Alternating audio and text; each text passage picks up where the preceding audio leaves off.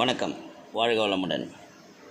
தினசரி எதையாவது புதிதாக படிப்பது, கற்றுக்கொள்வது, கற்றதை மற்றவர்களுக்கு சொல்லி செல்வது என்கிற குறிக்கோளில் இப்போ நான் படித்த ஒரு விஷயத்தை உங்களுக்கு சொல்கிறேன். புத்தர்னு ஒரு புக்கு, இது எழுதினது மயிலை சீனி வெங்கடசாமிங்கிற ஆர்த்தரால் எழுதப்பட்ட புத்தருங்கிற ஒரு புத்தகம். அந்த புத்தகத்தில் ஒரு குறிப்பு இருக்குது.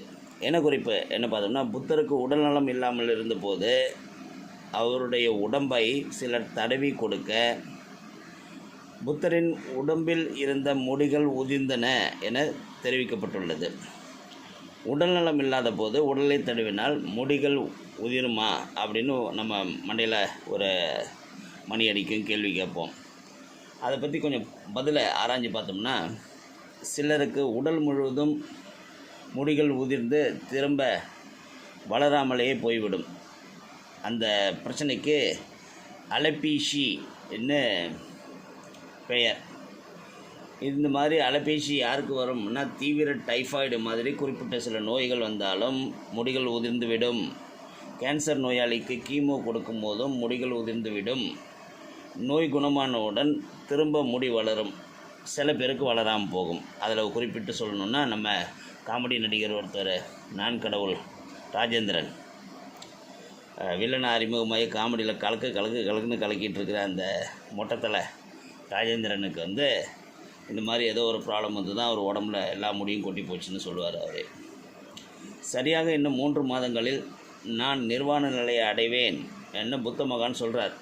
தன்னோட 80வது வயதில் கோரக்பூருக்கு பக்கத்து ஊரான குஷிநகர் அங்கே சொல்கிறார், 3 மாதத்துக்குள்ளே நான் நிர்வாண நிலை அடைவேன், அதாவது மறைந்து விடுவேன்ங்கிறத தனது சிஷ்யர்களுக்கெல்லாம் சொல்கிறார்.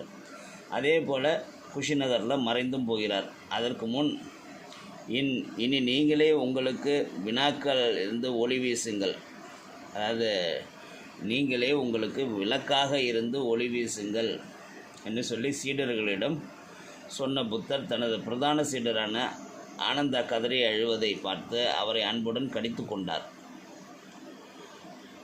நீங்களே உங்களுக்கு விளக்காக இருந்து ஒளி வீசுங்கள்னு சொன்ன போது ஆனந்தாங்கிற அவரோட முக்கியமான சீடர் கதறி அழுவதை பார்த்து அவரை கடித்து கொண்டார்.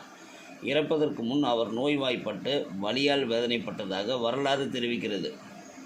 அப்போது அவருடைய முடிகள் உதிர்ந்தனவா என்பது பற்றி எந்த குறிப்பும் அந்த வரலாற்று ஆதாரங்களில் இல்லைன்னு சொல்கிறாங்க.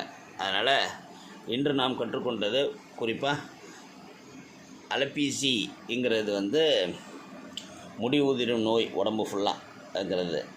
இதை மற்றவர்களுக்கு சொல்லுங்கள். வாழ்க வளமுடன்.